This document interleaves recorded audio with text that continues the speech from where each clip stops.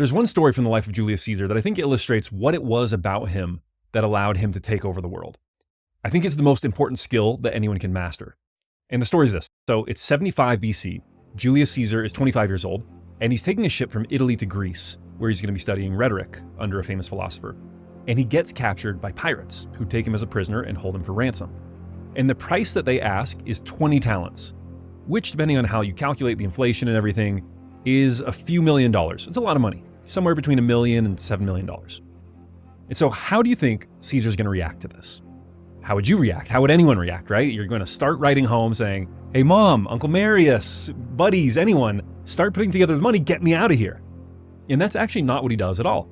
He gets offended at that price of 20 talents. And he tells the pirates to change the ransom to 50 talents, to more than double it, which strikes them as odd, but hey, no one turns down free money. So they say, sure, okay, whatever you want, kid. Yeah, we'll charge 50 talents.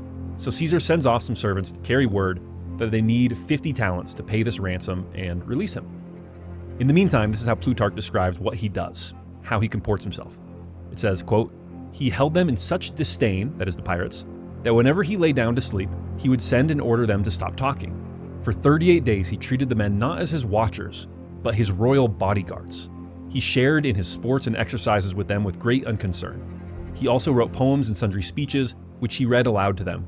And those who did not admire these, he would call to their faces illiterate barbarians, and often laughingly threatened to crucify them all. The pirates were delighted at this, and attributed this boldness of speech to a certain simplicity and boyish mirth.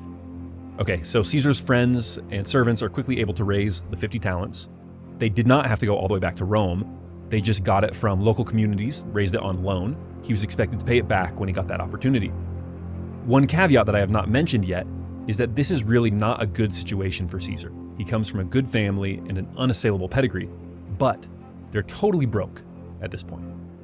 Soon his friends and servants come back with the money, pay the pirates, and release him. After this, Caesar wastes no time. He gets right to work and he goes to the nearest Roman territories and says, hey, I need men, I need ships. He quickly raises a little fleet and a small group of soldiers and immediately sails back to the cove where the pirates had captured him.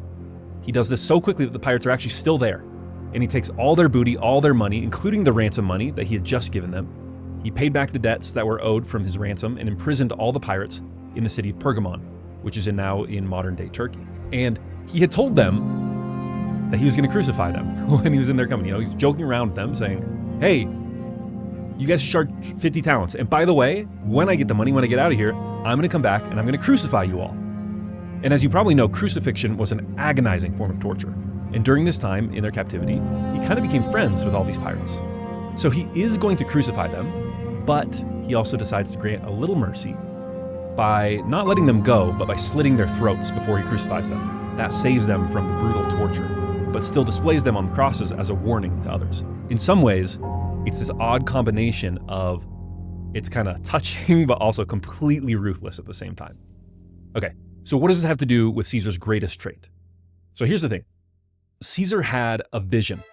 He had a vision for himself, for his life, for what he wanted to do and accomplish and be.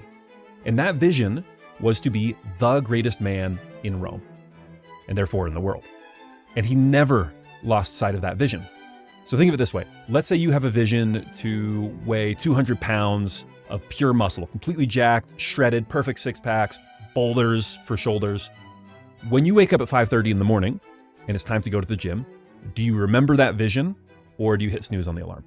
When it's 4 in the afternoon and you're kind of bored and there are snacks in the fridge, do you remember that vision and hold to it?